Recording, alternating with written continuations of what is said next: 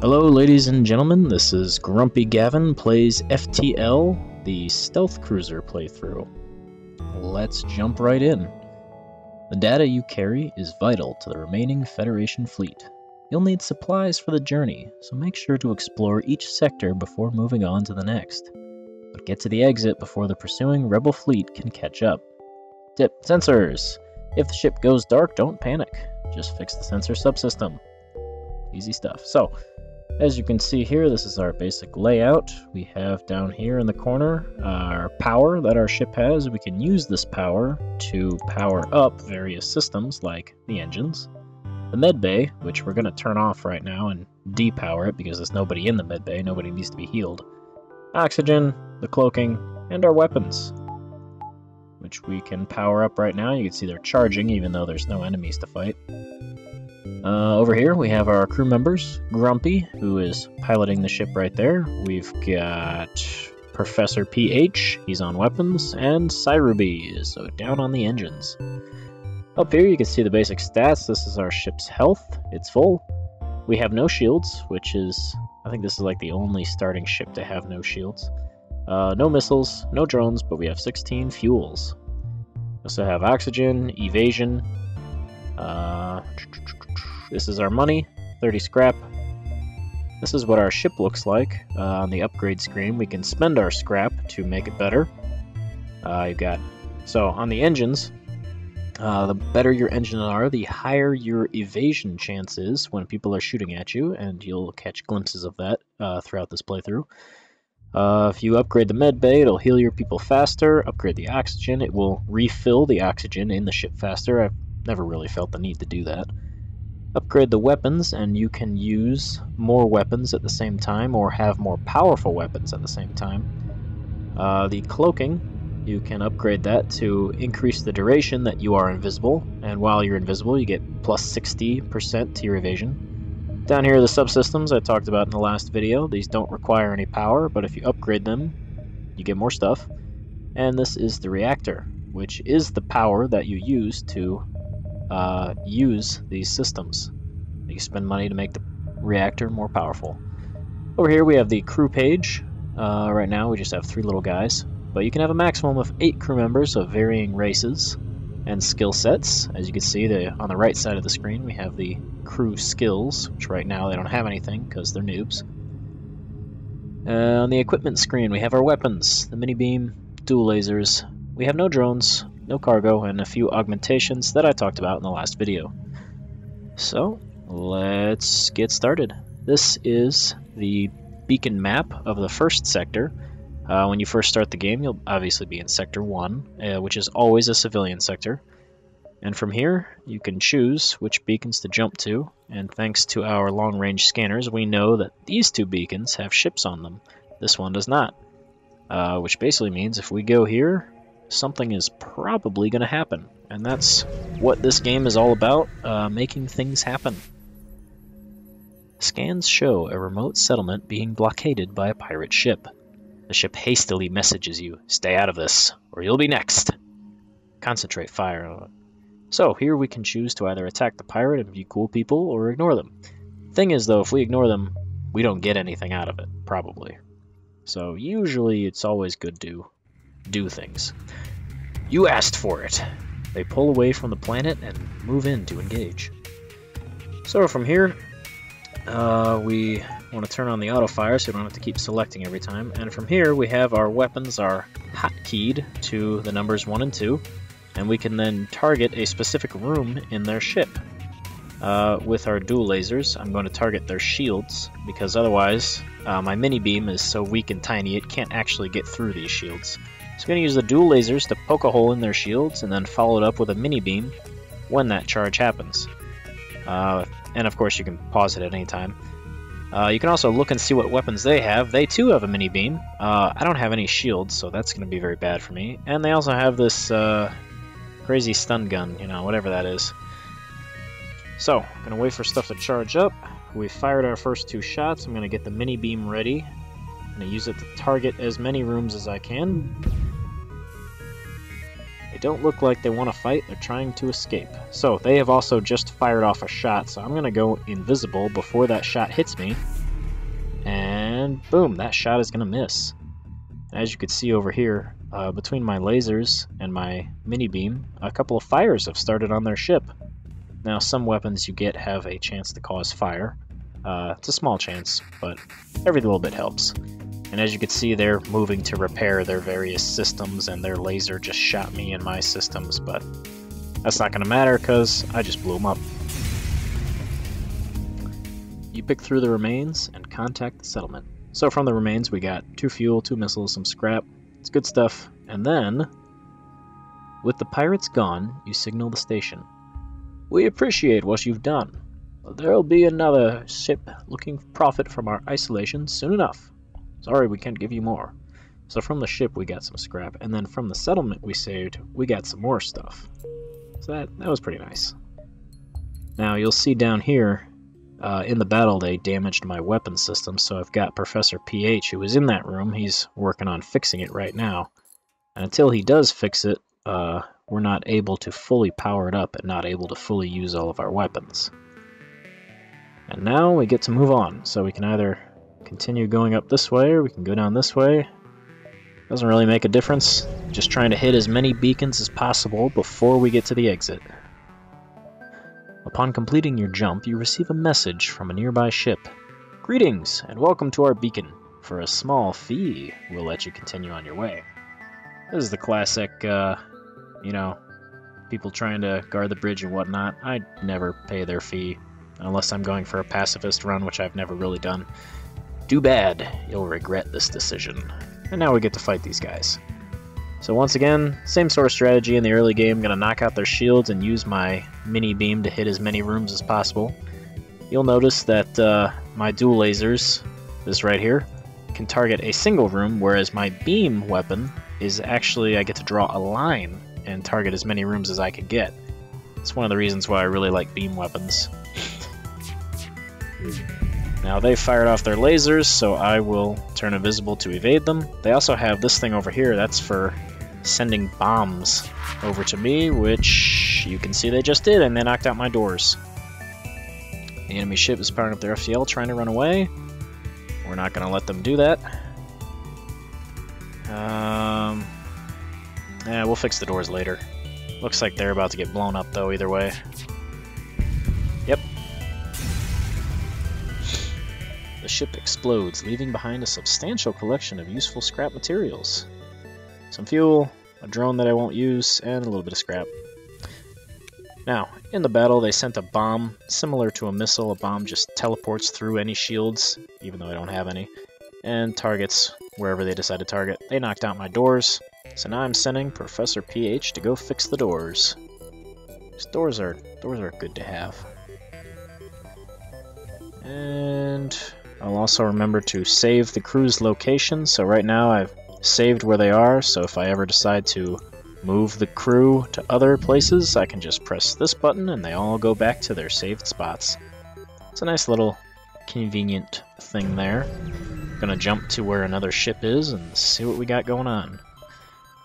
You detect a rebel automated ship nearby. It does not engage and seems to be patrolling around a long-range sensor station. Same sort of thing as last time, you know, if I avoid the ship, nothing will happen, but I won't get anything out of it either, and gotta get something out of it. Now this is not good. He has a drone, and I have no shields, and as you're about to see, that drone is going to light me up and do as much damage as possible. So what I'm going to do is preemptively turn invisible so that his drone can't shoot me, because I can't defend against that drone at all, while my weapons charge. And yep, he still shot me a little bit.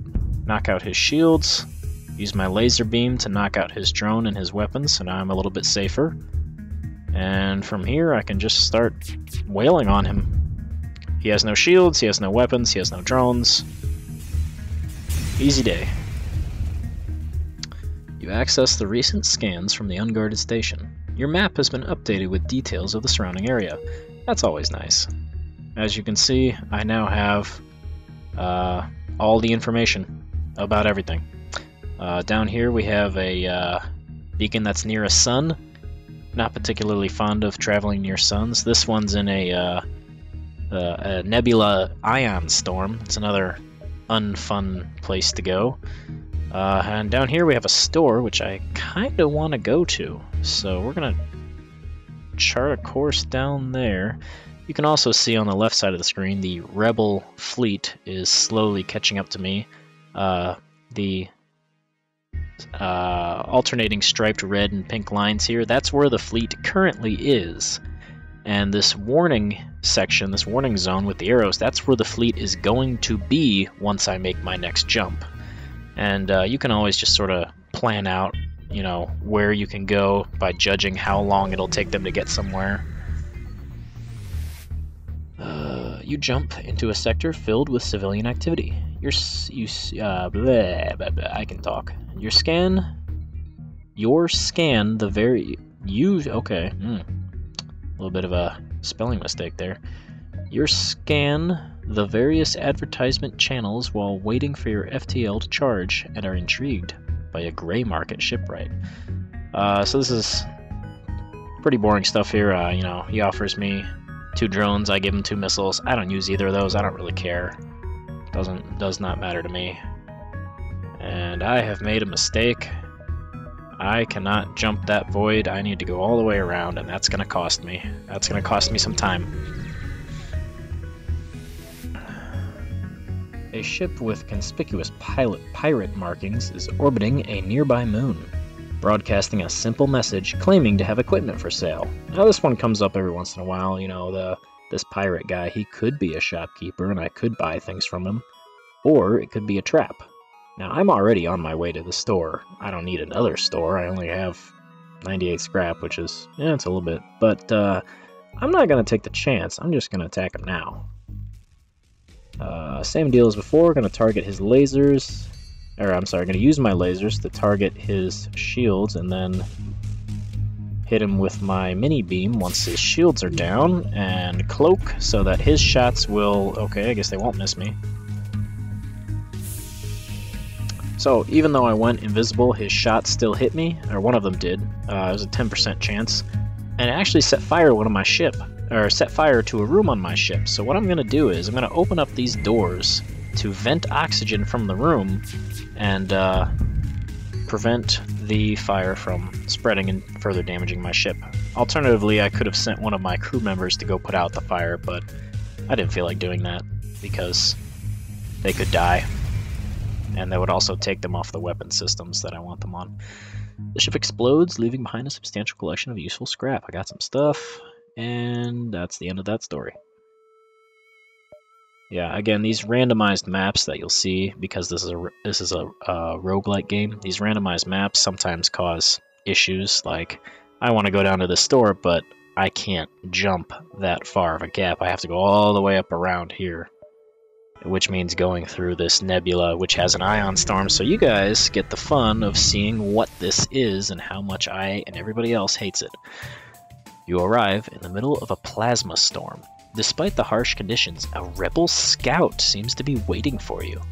So this is awesome right here. As you can see in the lower left, half of my power systems, half of my reactor is toast.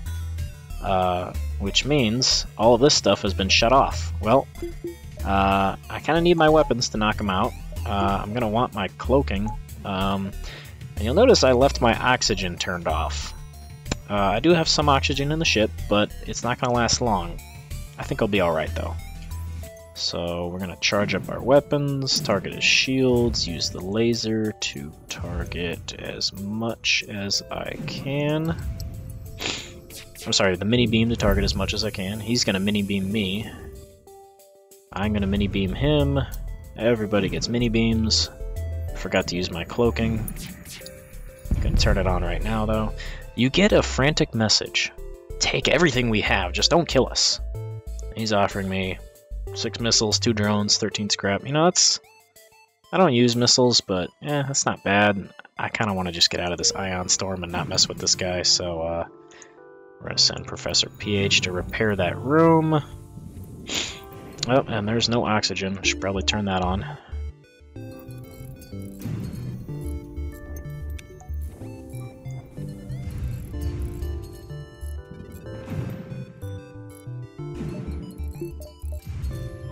once he gets that room fixed up, I'm gonna heal him up a bit, and then send him back to where he goes, and we are out of here. All right. Interestingly enough, though, even though nobody likes the Nebula, you'll notice the Rebel fleet, they advance a little bit slower because we went into that nebula. They had a harder time figuring out where we were, so, you know, it's one good thing about it. And not every nebula has that ion storm going on. A missile shoots across your bow when the jump completes. Your scans quickly reveal a ship with pirate markings pursuing an unknown vessel. The pirate hails you. Damn it, we weren't expecting company. Stay out of this, and you could profit. So they're telling me to stay away from the fight, and they'll give me some stuff. No, I think we're going to be the good people, and we're going to go fight these guys. Pirate ship stops its pursuit and locks weapons onto your ship. Alright, so now we have all of our power back. So we're going to put all that power back where it goes. Same deal as before, we're going to target their shields, poke a hole, and then get the mini beam in to do as much damage as possible. And he just fired off his laser, so we're going to cloak, and it'll miss. And didn't quite do as much damage on their shields as I wanted to, but we did set fire to their weapons room. Unfortunately, he got a little, he got to mini beam me. It's okay. Fine, our previous offer was not generous enough. Let's improve it. I don't really remember what the previous offer was, but that's not much of an improvement. We're gonna keep on fighting these guys. And their weapons are down, their engines are down, their shields are down, they're toast. They're out of here. Okay, so we just got a lot of scrap. Thank the heavens you showed up. We don't have much to offer as a reward, but our engineer should be proficient enough to patch your ship up a bit after that nasty fight. So, I got some scrap and I got my ship healed. I'd say that's a win-win. We have the exit beacon here, but I want to get to the store before we leave, maybe even hit up that distress signal if there's time. So I'm not going to go to the exit beacon, because again, that would be less efficient. I wouldn't be hitting up as many encounters and gaining potential rewards. You recognize the ship as a well-known slave trader. He hails you and offers you laborers for cheap. Now here I have the option to buy a slave and let them join my crew. For 30 scrap, I can buy a human dude named Sem. It's kind of a dull name, or I can attack the slavers, or I can ignore them. You almost never want to ignore them. What I typically like to do in this situation is attack the slavers, due to the fact that if you punch them and beat them up enough, they might offer you a slave in exchange for their lives. So that's what I'm going to do. Hopefully, I can get a free crew member out of it. Let's see here. I'm going to turn invisible. Ah, there it is. We surrender. Take one of our slaves as tribute. If you destroy us, they'll die anyway. This is what I wanted. Not the same guy as before. This one's actually a better guy. This is an Engi named Nikmi. As you can see, my invisibility caused their missile to miss. And now I have a new crew member. And I'm going to put him on, I guess, cloaking. Sounds like, if you guys didn't hear that, sounds like their ship is still being destroyed over there. In fact, if we wait around long enough, we might even see it if it's still on fire. They did have some rock people, though, so they probably put it out. So yes, this is our new crew member, Nikmi. He is an Engi, who are different from humans. So humans, in the original version, were quite literally described as boring and uninteresting. In the advanced edition of FTL, the free update, they have increased their skills, level up faster. Nikmi is an Engi, and Engi are partially organic, partially mechanical, you know, somewhere in there. They are exceptional engineers. Their repair speed is doubled, but their combat damage is halved. So if somebody tries to board my ship and I send Nikmi to go fight them, he's probably not going to do very well. But if something on the ship breaks, he's the go-to guy. He's going to fix it. I think so it looks like we have plenty of time to get to the exit, so we're going to go to the distress signal first before the store, because this distress signal is probably going to get us some money, and more money would be better for the store. You arrive at the distress beacon near a small asteroid belt and find a ship with pirate markings partially crushed between two large rocks. It must have been illegally mining the belt without proper equipment, so we have some options here. Try to dislodge the ship by shooting at the rocks. You can destroy and loot the ship, I mean they're just pirates. Or our third option, you'll notice is blue, we can use our beam weapon to carefully cut the ship out. Now, in most situations, you'll just have a couple of white options to choose from, and whichever one you choose will cause a randomly determined outcome. It has a couple of different outcomes. For example, if we try to dislodge the ship by shooting the rocks, maybe the ship will get blown up and we won't get anything out of it. Maybe the ship will have explosives on board and really blow up and cause us to get damaged. Maybe if we try to destroy and loot the ship, they're just pirates. Well, maybe their pirate buddies will be hiding around a rock and start shooting at us. But with these blue options, you can almost always be guaranteed, I'm pretty sure it's like a 100% guarantee that you will succeed at what you try to do and good things will happen. Because you have a specific thing, whether it's the beam weapon or a type of crew member or an augmentation, you have a specific thing for that situation. So we're going to use the beam weapon. You use your beam to make a few precision cuts in the asteroid. The ship gives a quick burst of thrust and the rock crumbles away. They thank you and offer you some of the resources they've collected. So yeah, so win-win. Blue options are always the way to go. So we got more money. We're going to go to the store with 184 scrap. That's pretty solid. Maybe we can buy some shields. The space station here has a traveling merchant who shows you his wares. Okay, so every store you go to in this game, again, it's a roguelike, everyone's going to be a little bit different. Now, every store is going to have these three items on the side here, fuel, missiles, and drones. They might vary in the amount that they have to sell, and the price that they put on them might vary just a little bit. Down here in the bottom left, they'll offer to repair your ship. Right now, my ship is at full health, so I don't need it, but that will always be there at every store. And then from here, we have, they're selling some drones. Not every store sells drones. Some of them might be selling weapons here. Some of them might be selling crew members that you can buy. Down here we have systems, drone control, shields, cloning bay. Again, I don't really care about drones in this playthrough, even though he's got drone control and drones for me to buy. Of course, that's a fire drone, and I do love using fire. But no. What he does have that I want, though, are shields. Because the stealth cruiser is the only starting ship, don't quote me on that, but it's the only starting ship that doesn't come with shields, I really want some shields. So I'm going to buy these. My third option was the cloning bay. If any of my crew members die, I can turn on the cloning bay, and in a couple of seconds it'll pop out the same crew member again, but his skills will be a little bit lessened. On page 2 over here, we can hire some crew members like Artyom from, oh my goodness, what was that game called? Not Dying Light. Metro 2033. We also have Jose and Luan T. Humans, Engi. I don't really feel like paying for them. Down here we have some weapons to choose from. Let's see. Hull Smasher Laser Mark II. Oh my. This one requires 3 power, 15 seconds to charge, fires off 3 shots as opposed to the dual lasers I have now that only fire 2. And it does double damage against rooms that don't have systems, so that's nice. But I think I'll pass. I also can't afford it. The Hull Beam.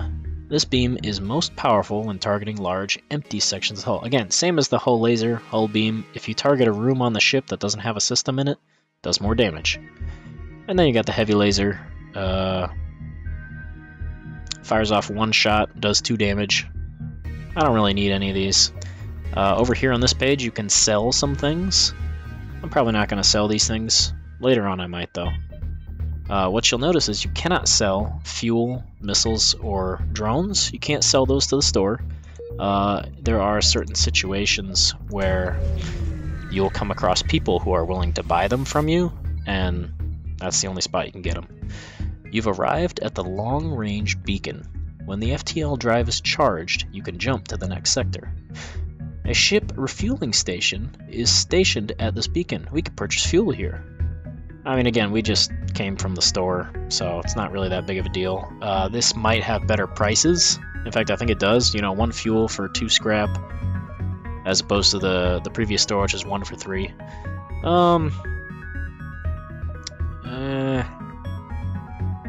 Yeah, I'll get a little bit of fuel. I'll get 3 fuel.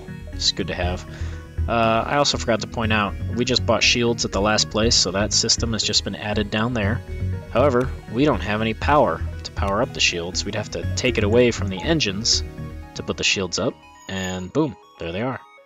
We're also going to assign NickMe to the shields, because having a person on shields means the shields will charge up faster, and NickMe will also get better at using shields, and then they'll recharge even faster if he gets better. But we did take some power off of our engines, and I don't really want to do that. So what we're going to do is come into the upgrades of the ship, and we're going to buy more power with our scrap. Right now, a bar of power costs 20. Still costs 20. So we just bought 2 things of power. So now we have 2 more down here. Going to go upgrade our engines back to where they were, and life is good. So from here, you'll notice that the rebels are, of course, taking over more and more of the sector. If you are at a beacon that is controlled by rebels, you're going to have a bad day. It's not game over, though. You can get out of it, and you can win. You're going to have a tough fight. I believe the ship that you fight is going to be like a higher level than it should be, and you're also not going to get any rewards. All you're going to get is a single unit of fuel with which to get away. So you don't really want to fight them because nothing good comes out of it. There's no reason to fight them. So we are just going to jump to the next sector. Now, this previous map, this is the beacon map of a sector, and this is the sector map. It shows all the sectors. As you can see, we're at the beginning here, and our goal is to get to the other side, and we get to sort of choose our own path. And this map that you see here, this path, these paths that we can choose, this all changes depending on your playthrough. You have general knowledge of each of the sectors. You know, civilian is going to be a better sector. It's like the one we were just in. There's going to be some fighting, there's going to be some stores, there's going to be some nice people. The red ones are hostile. It's going to be more fighting and less nice people in that one. And then the blue ones are nebulas. I hate nebulas. I try not to go there, especially since, unlike the nebula that we ran into in this previous sector, the sectors, if an entire sector is nebulas, the rebel fleet is not slowed down. So the one good thing about going through a nebula is no longer there. So it's just all bad days. So you get to sort of plan out your route here. We can choose pirate controlled or rock controlled, and I don't know about you guys, but pirates are kind of boring and I want to see some rock people, so let's go that way. And I think it's right about here we're going to stop this video, and you have been watching Grumpy Gavin Plays FTL, the stealth ship. We just got through Sector 1. On the next video we'll probably get through Sector 2, the rock controlled worlds. Please feel free to like this video, because I assume you liked it, otherwise you wouldn't have stayed for the entire thing. Feel free to comment on the video, tell me how sexy my voice is, and finally, subscribe so you can see more videos. More videos, man. Life is good. Thank you, and peace out, Girl Scouts.